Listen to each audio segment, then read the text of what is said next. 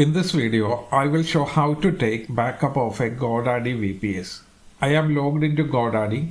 I am on the product page. Here you can see all the products and services. Expand the surveys. Here you can see we have one VPS. Click on manage. We are on the server page. To take backup, click on the backups link on the top. For this VPS, we have automatic backup enabled. You can see the backups here. Godaddy recommends you turn off the server before taking the backup. While it is not required, we recommend you turn off the server to get most accurate backup.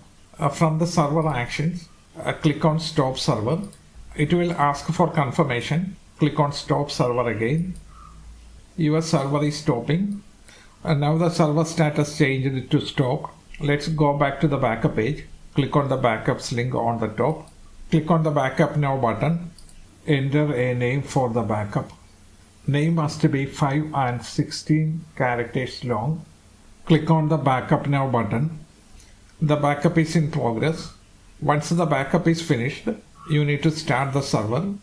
I will pause the video and continue after the backup is finished. The backup process has been completed. You can see the backup taken 4 minutes ago. Now we need to start the server. The server status is stopped. Let us start the server. Your server is starting. The status will change from stop to active in few minutes.